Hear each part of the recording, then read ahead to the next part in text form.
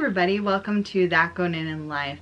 Today what I want to do is I want to tell you guys my 7 tips for what to do when your Etsy shop is going through a slow period. So let's get into it.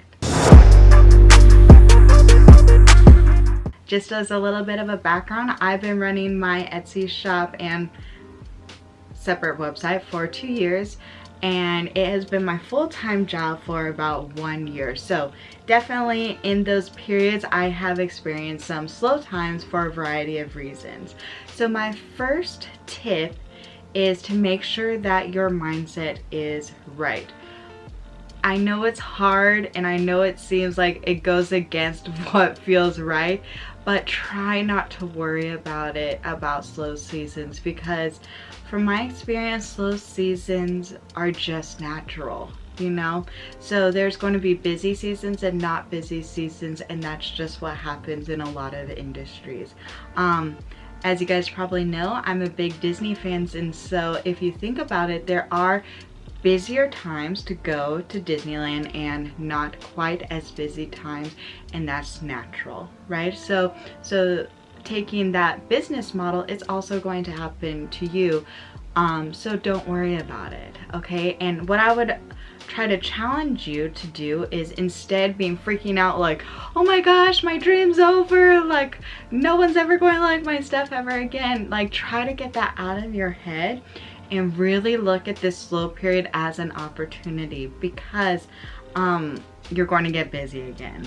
I just believe that it's you're going to get busy again, and so you want to be able to take advantage of this slow time.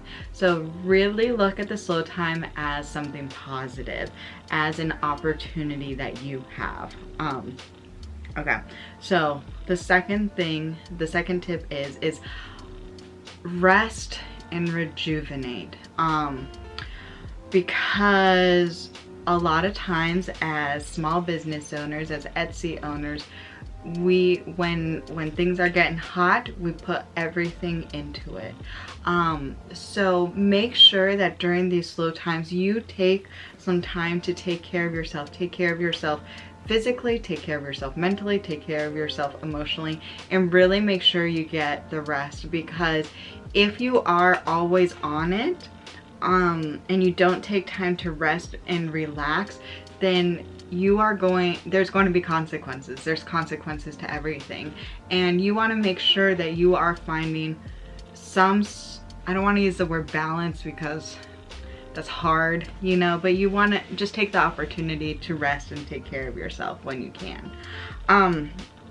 Number 3 is use this as an opportunity to kind of tweak your shop, right? So check your photos, see if the photos can be updated at all. Go check your SEO with those tags and titles. Really look at your shop, almost do a shop overview of yourself. So maybe take a break, take a day off, rest, go do something fun for yourself.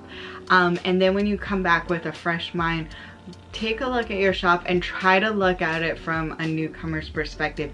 If you can get a family, like if you could get a friend or family member to look at it with you and to kind of talk out what they're thinking about or what they're noticing, that could also be really helpful as well.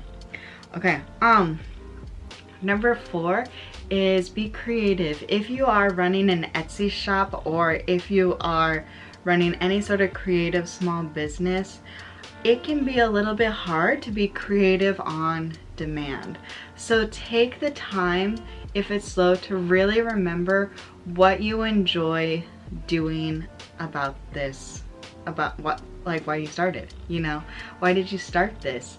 And so if you are, so for example, I'm sewing. My products are all sewing related. So what I try to do is I try to just sew something for fun. Like I will try to make a new outfit for myself. I don't sell anything clothes related because that's just not my thing, but I do enjoy sewing clothes for myself. So I will take some time to really like remind myself why I love what I do. So just to get me excited about it, you know. Also, this could be a way to kind of like test or to try out new products. I'm sure I'm not the only one that, like, as you're sitting here working and filling orders, you know, that your mind is like boom, boom, boom, boom, boom, light bulb, light bulb, light bulb of all these like new product ideas or new things. So like explore those, have fun, and who knows, like maybe you'll make something and be like, this is terrible, what was I thinking, you know? Or maybe it's something that you could, like, maybe it's a prototype, right? Maybe you could continually tweak something for it to work, and it could be a new bestseller, who knows? But I would caution you on that a little bit, and don't put pressure on yourself. Make it fun, okay? And enjoy that one. Okay, number 5, try something new. And if you want it to be something productive, try to gain a skill that will be related to your business, or just do something for fun. Try to learn something for fun, and most skills you could translate something to your business, right? So if you want to take a class at like a local community college, great. Or honestly, what I do, YouTube. So if I wanna learn or expand a new thing, I will try to look for YouTube. So once more for my example is, I typically work with like cotton fabric, which is not stretchy fabric. And so when it's slow time, I want to try to work with stretchy fabric, just cause why not, you know? So it's something that is still in the sewing realm, so it's related to my Etsy shop, but it is something that is not like, I'm not making a product, basically. I'm just trying to teach myself. Or honestly, try to get better at photography. Try to do some research about like different Instagram or social media things. Like, challenge yourself, but let it be fun for this one. Okay, number 6 is kind of in a similar realm, is you could start a new venture that kind of coordinates this. So I have been obsessed with YouTube for a while. I've been obsessed with it, and I really appreciate YouTube as a community for so many reasons, because I felt like I have able to learn a lot, and I've seen growth, which is exciting. So when it became slower in my shop, I was like, why don't I try to start a YouTube channel? And this YouTube channel was really meant for like a creative, fun outlet. But like, theoretically, people can be hearing about my shop. Oh, I didn't even say my shop. How dare I, you know? My shop is called Amy's Small World. But anyway, so I'm saying like, start a new venture where people might be able to hear about your shop or even get to know you better, but it's not like a marketing or advertising type of a thing. But it can help, like, so you could start a blog that could help your SEO, you could start a YouTube channel, you could start like a new social media thing, or even just really get connected for that one. Okay, then last one, number 7, is try to look outside of yourself for this one. Because a lot of times, once again, I'm speaking from my personal experience, so your experience might not be the same. So I can get in a little bad mental cycle when things are slow. I could get really down on myself, I could worry a lot, I could get stressed out. And I have found that can happen. One of the things that happens is because I am focusing on me. Oh, I must not be doing a good job. Oh, I am a terrible business owner. I am going to fail. Everybody hates my stuff. It's all about like I, me. And I've found, and that's just not good. So I found something that can really help is to get outside that cycle of thinking about yourself, your shop, and look to other people.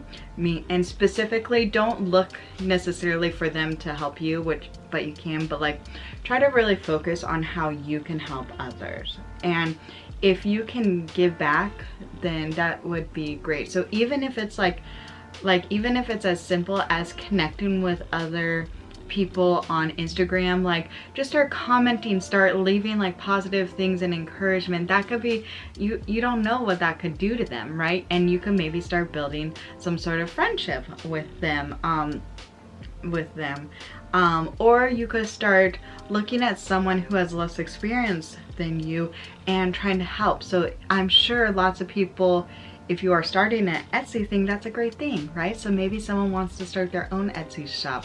So maybe you could look into helping them with something, and that is also a great reminder of like, wow, look at how far I've come, right? I know this knowledge and I have these skills and I could help someone else with it. And so it can be an encouragement to yourself. Or of course you could always just focus on building relationships with the people in your immediate community and trying to help those people as well. Because once again, if you are anything like me, sometimes when it is a busy season, you are just so focused on work and trying to do well and to do your best and give your best to your customers that other things might slip, you know? And so maybe take the time to reach out to some friends that you have or some family and just be there for them. Yeah. All right, so those are my tips for what to do when things are slow or surviving a slow period on Etsy or your small business. And I do have to say, even though I'm encouraging you and saying don't worry, don't stress out, I do it too. So I would love to hear if you have like an Etsy or a small shop. I would love for you to tell me about it below, or if you enjoy anything in the creative field, like tell me what you love. I would love to be able to check it out too. So thanks for watching. Bye.